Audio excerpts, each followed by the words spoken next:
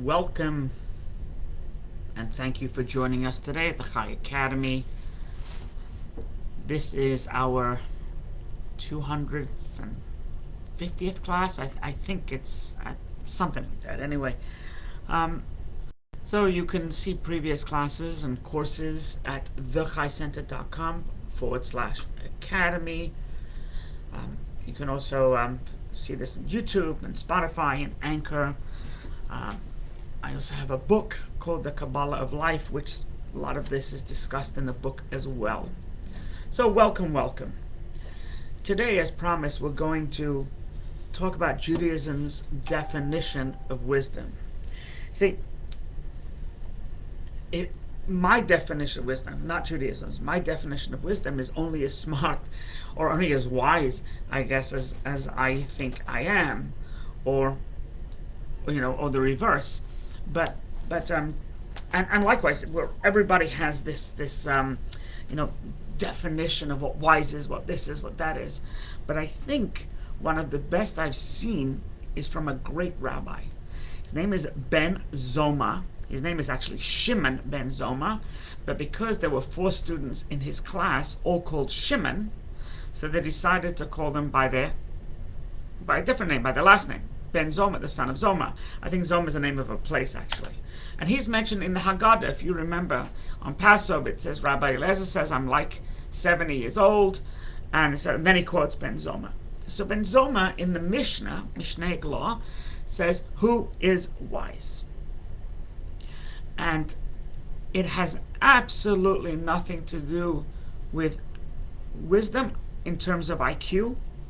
It has nothing to do with how scholarly you are. It has nothing to do with what other people say about you. But what it is, as Ben Zoma says, is do you internalize and do you integrate this wisdom? If you just look at something, read something, learn something, absorb something, but it's at a superficial level, it's just an intellectual level, cold intellectual level, and you can spit back facts and you can know the theory of relativity in the back of your mind, but it hasn't done anything to you. It hasn't changed you. It hasn't made a difference, right? Then you're not wise. You can have, I think this is a rabbi who said this, that you can have a poor person who won millions of dollars in the lottery, but they're still poor because they don't know what to do with this money, and they feel poor, and they're miserly, and like when they were poor. So you're not wise if you don't really channel it into yourself and do the correct things with it, hirely.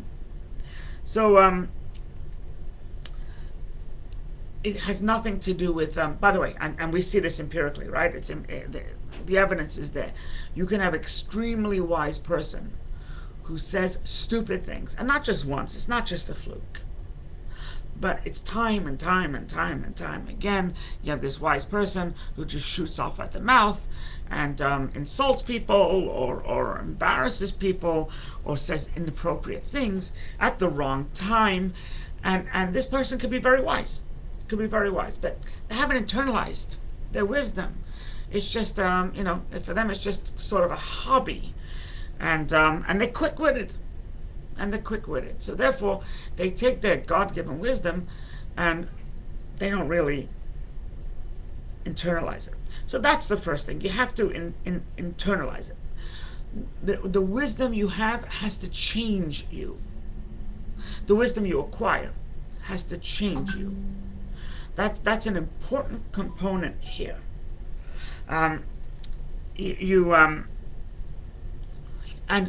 Zoma is not telling you. He's not telling you that this is his definition of wisdom either. What he's telling you is these are the ways to acquire proper wisdom. So his advice is as follows: You have to appreciate what you've studied. Appreciation is already an emotional thing. If you study something on intellectual basis, it's no good. You have to appreciate what you studied. You have to have humility to be able to learn what you've studied and apply it. Not, I don't, but rather learn. And personally, I have something that I try and learn something new every day. Do I internalize it every day? No, but I try and learn something every day. You have to have a thirst for knowledge, says Ben Zoma. You have to pursue truth, and therefore not your ego. Because here, if it's all about your ego, you're not going to be open. You're not going to be open to truth. You're going to be open to whatever your ego tells you to. So that's why humility is so incredibly important. I'll tell you something. There is in Judaism, if somebody's extremely scholarly, they don't call him a chacham, a wise person, but rather they call him, and this is common expression, a Talmid chacham, a student of wisdom.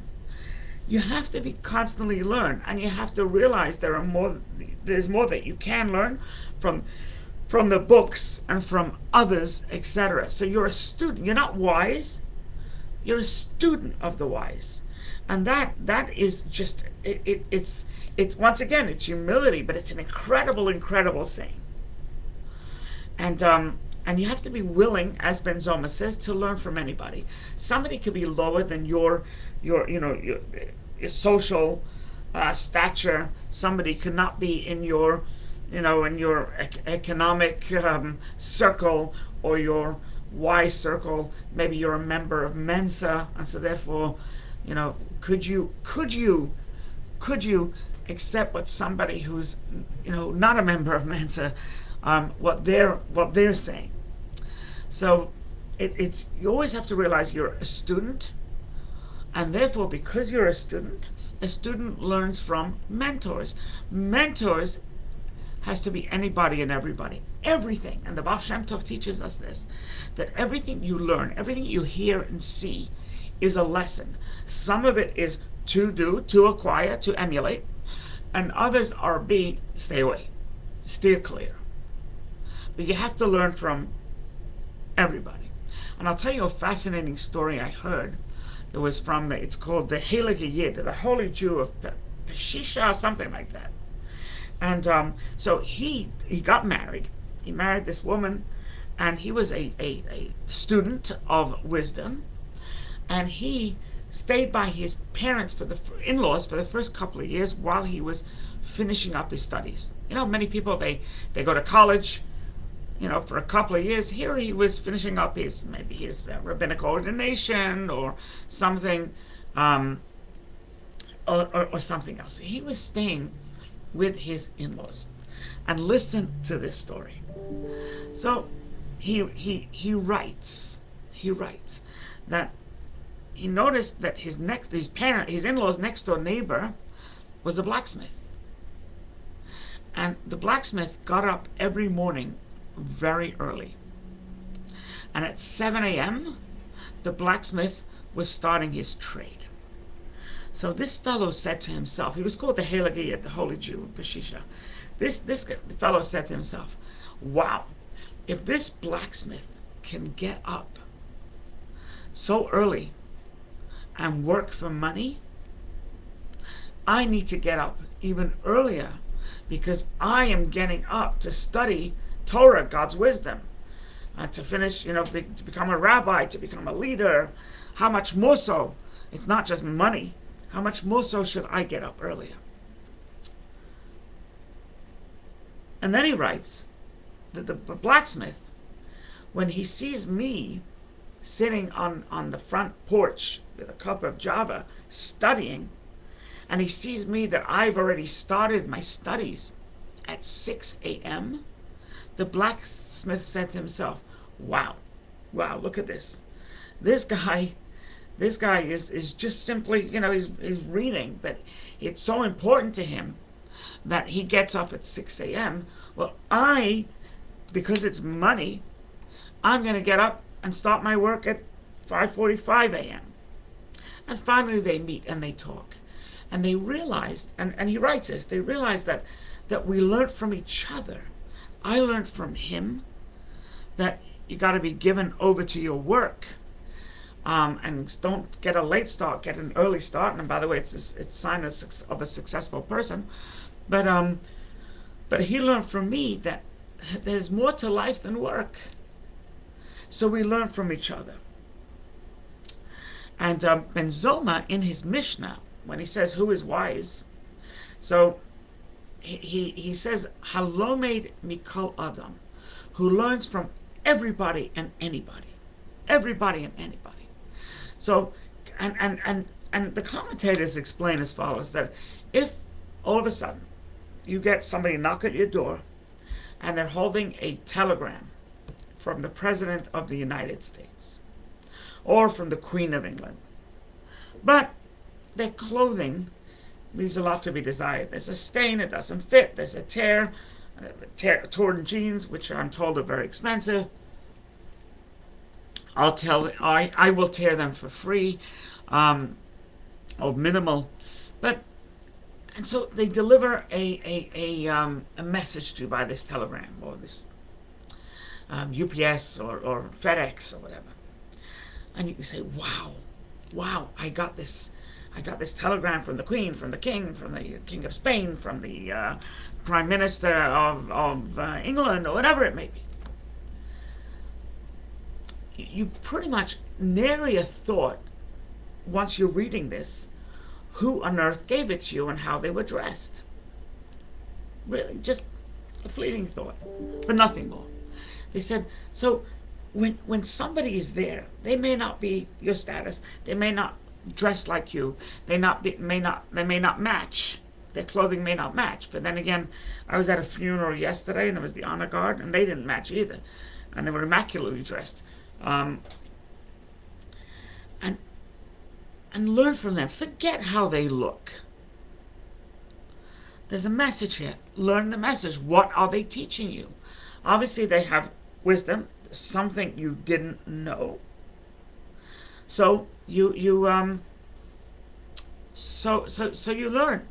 You know, I met a woman this week who taught me something that I should have known, but I guess I never pondered. And what she taught me was as follows.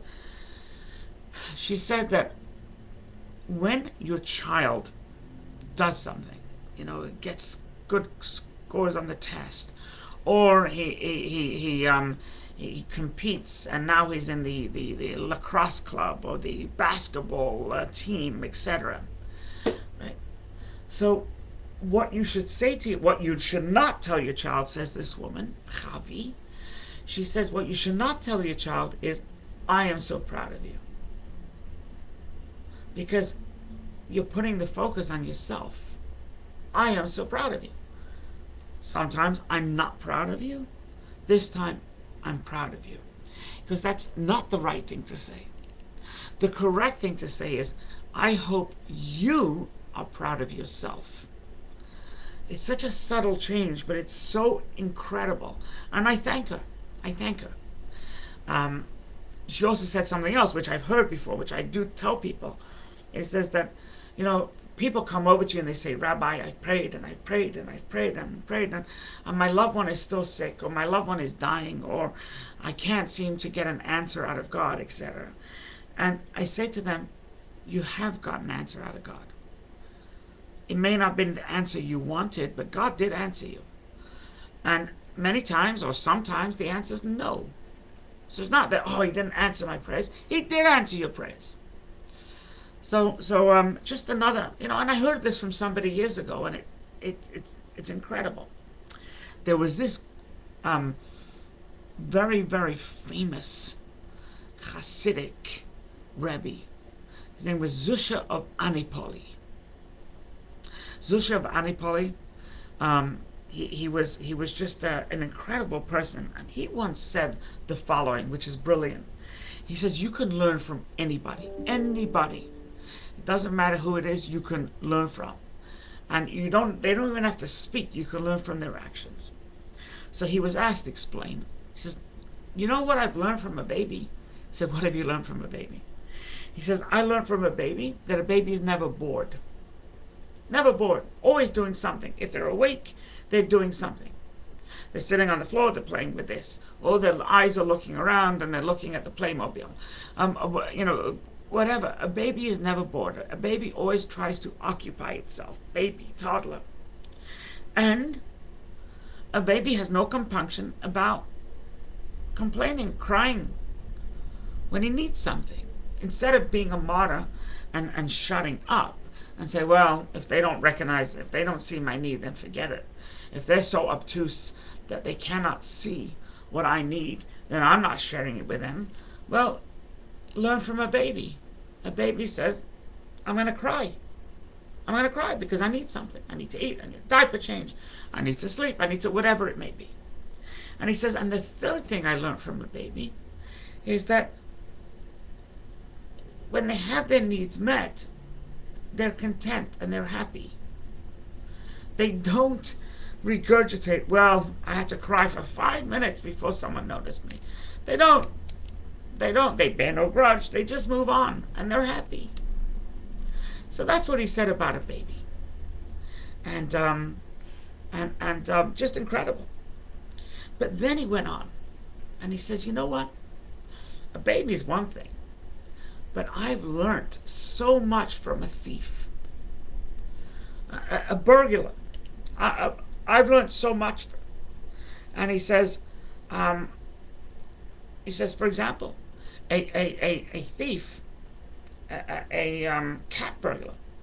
He says that it's very secret, right? He doesn't boast about it. He doesn't tell people what he's about to do, right? He's modest. So we don't. Every time we do something good, or every time we do something, we don't have to be the one that says, "Oh, you know what I did today," or "You know what good I did today," or "You know what mitzvah I did today." Not everybody has to know everything. Maimonides says, anonymity is a great thing. So he says that's one thing I've learned from the thief. The other thing I learned from the thief is that if he's unsuccessful, he doesn't give up his trade. He will try again. So he couldn't get into this person's. Remember, this is a terrible thief. He couldn't get into this person's house. He says, okay, I got to go to plan B. I'm going to try tomorrow night or Thursday night. And I'm going to see if I can get it again. Or maybe I won't hit this house. I'll hit another house. So doesn't give up. Doesn't fold like a cheap camera. And this is all Reb Zusha from Anipani. He's loyal. He doesn't give up his friends. Right? He doesn't rat out. He'll steal something. And it may be even smaller than he thought he was going to get a big prize. But it turned out to be, instead of diamond earrings, they were ruby earrings, not worth as much. He'll take them. He'll be content with them. Right? And he'll fence it just the same. And the last thing is he loves what he does. Loves what he does. Right? His adrenaline flows. He's not bored. He's not saying, oh, I hate this, I hate this, I hate this. But rather, he's always learning. He's always practicing his craft. And Rav Zusha says, I've learned from him. I've learned such a terrible, terrible, common thing that I've learned from him. And that's what Ben Zoma is saying. Learn from anybody. You can learn, you can tell a lot about somebody, not only by the way they talk, but the way they walk, the way they eat. Once again, you learn what not to do. You learn what not to do. There's another story of Elimelech of Lezhensk, very, very famous rabbi. He wrote a book called The Noam Elimelech. And he tells a story about his neighbor, also called Elimelech. So Rabbi Elimelech was a Hasidic leader, But his neighbor was a furrier. Right? I know it's not so PC these days, but his neighbor was a furrier. And what this neighbor did was basically he used to, skin these animals and make make coats and make scarves and make hats, etc. And he once heard his neighbor's wife. It was at nighttime, and his neighbor's wife said the following. He overheard this. He says, his neighbor's wife, was nighttime, and his neighbor says, Elimelech. Remember, his name is Elimelech too, so he heard the name, he listened in. Elimelech, it's important that you fix the skins while the candle's still burning. And Elimelech of Lezhensk, when he heard the wife of the furrier say that, his jaw dropped. And he said, oh my goodness, she's talking to me. And what she's saying is, I gotta fix the skin. The skin is external. I gotta fix my external issues. I have my inner issues. My spiritual soul is aligned with God. But am I a mensch? Am I a mensch? Am I a good person? Am I Kurt? Am I, how am I with somebody else? With God, I'm fine. And while the candle's still burning, while I got my life in me, while my soul is still in my body, let me fix it. So this was such a benign comment. But look what he learned from it. I gotta make sure to fix myself while the candle's still burning. So incredible. And that, by the way, this is why these people are in the big leagues like this, is because they hear something and they follow through with it, and they internalize it, and that's why they become wise. That's why they become wise. There was the Baal Shem Tov, I said earlier, was said that life's lessons, you have to listen to everything you see, every interaction you have. It's because God is sending you a message, and you could see it every day and not realize the message and say, well, it's just a white car, but there's something there. So he once told this to somebody who did not appreciate the Hasidic movement, and the fellow said, you're taking this comment and you're taking it out of context, and you're really, it's hyperbole. You're exaggerating this whole concept. And the Baal Shem Tov said, no, I'm not. He says, yes, you are. And then this fellow leaves. I don't remember his name, but he leaves, and he as he's walking, this Gentile wagon driver, it says, excuse me, sir, can you help me upright the wagon? My wagon is tipped. I need help in pushing it up. So he looks, he looks at himself, he looks at what he's dressed in, nice fur collared coat. Fur out, and there's a nice fur on his coat and a nice color, and he's immaculately dressed as he should be. And he said to the wagon driver, I'm sorry, I can't. And the wagon driver said, you can, but you won't. As soon as he heard that, he helped the fellow, and he runs back to the Baal Shem Tov, and he said, I apologize, because I just got a life lesson. Right? What this wagon driver taught me is that when I say to myself, I can't, or I can't do this, or I can't do that, or I can't tolerate this, it's nothing to do with can't. It's all about will or won't. So he says, thank you for teaching the lesson. And Lenny's correct. You have to know how to interpret. You have to know how to interpret the lesson.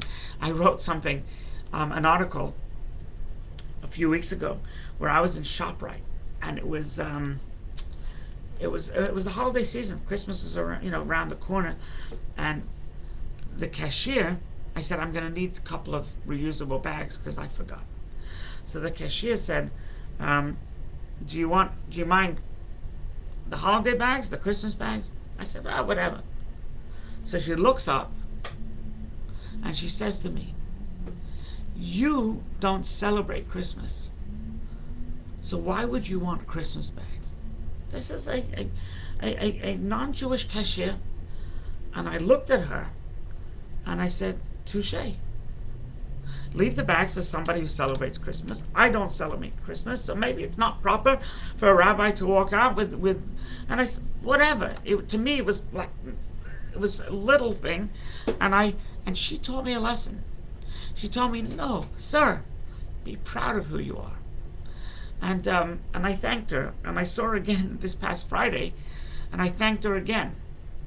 I said, you really taught me the concept of being, proud, and not just being, just stand up for who you are, have pride in who you are. It doesn't mean it has to be at the expense of something else. Just be proud of who you are. And I thanked her, and I don't know if I would have gotten that message. And if I wouldn't have learned that lesson, so to speak, if she didn't say something, and it didn't resonate within me. So yeah, when you hear something, you have to be really sensitive. When you see something, really sensitive, and especially if it's out of order. Why did that person stop me? Why did this happen to me today? Right? And you have to ask yourself. What is the lesson? The Lubavitcher Rebbe, I heard him once say that he said that when you travel, even if you're only traveling for a few hours and you're coming back the same day, make sure you take your tefillin with you. Make sure to take candles with you, Friday night candles, because you never know. You may meet somebody who needs to put on tefillin that day. You may meet somebody who will be inspired to light the Shabbat candles, but they don't have it. So you make it easy, right? So you just don't know, and you just have to be sensitive to it. So that's the message. You want to be wise. You can be a Mensa. You could have 180 IQ. You could be one of the smartest people that ever lived, but you could be an idiot and not wise at all, right? You could be, and you just have to, first of all, a lot of it is God-given, I believe. I believe that sometimes I'm asked a question and I answer the question and I thought, wow, that was a wise answer. And I realized it didn't come from me, it came through me. I was the messenger. But if you're not willing to learn from someone else, and you're not willing to humble yourself, then nobody can speak through you except you. If you're humble, then you can be God's messenger. If you're not humble, God's going to avoid you like the plague. So I think that's a critical ingredient, is be humble enough, be contrite enough to know that you're not the master of all wisdom, but rather it's spread out over many people, and try and pick up as many treasures, as many coins as you can, because it will shape your life for the better. Please feel free to share this thought, this comment, these comments. If you have a question, or a comment, please add it here. As far as the Chai Academy, right, we got to keep on growing it, because I believe that we could, we could have. We've grown it to a certain level, but we've reached a plateau. We could grow it more, and reach many more people from all races, all creeds, all religions, and just teach. And that's my objective, and that's why I was put on earth for. So help me in my mission and your mission. Be well. Share this post, if you will. God bless.